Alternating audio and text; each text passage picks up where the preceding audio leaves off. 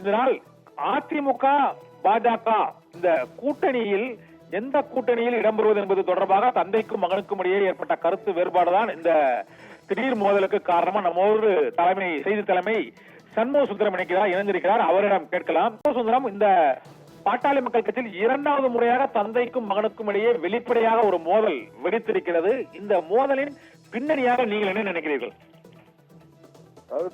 நீர் பூத்த நெருப்பு என்பார்கள், அது போன்று நீர் பூத்த நெருப்பாக இருந்து வந்த இந்த மோதலானது இன்று பகிரங்கமாக மீண்டும் வெடித்திருக்கிறது. ஏற்கனவே புதுச்சேரியின் போது ஒரே மேடையில் இருவரும் அமர்ந்திருக்கும் போதே என்ன நடந்தது என்பதை நாம் அனைவரும் அறிவோம்.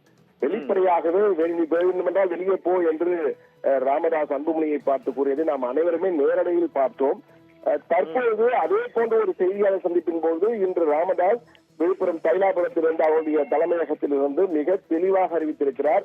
இனி நானே தலைவன் என்ற ஒரு பகிரங்க அறிவிப்பு. இனி நானே தலைவன், அன்புமணி செயல் தலைவர் மட்டுமே என்ற வகையில் தெரிவித்திருக்கிறார். இதில் மிக முக்கியமாக 2 இடங்களை நாம் பார்க்க வேண்டியிருக்கிறது. ராமதாஸ் ஒருபோதும் தான் தலைவன் என்று சொன்னது கிடையாது. அவர் எப்போதுமே நிறுவனர் என்று சொல்வதில் தான் பெருமைப்படுவார். நிறுவனராக இருந்தார். கோகாமணி தான் முதல் தலைவராக இருந்து வந்தார். இந்த சூழலில் தான் தற்போது கண்ணன் இது போன்ற ஒரு மாற்றம் ஏற்பட்டிருக்கிறது கண்ணன். எனவே இந்த சூழல் நீங்கள் பார்க்கும் பொழுது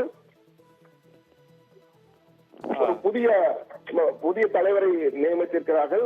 அவரே தலைவர் என்று கூறியிருக்கிறார் கண்ணன்.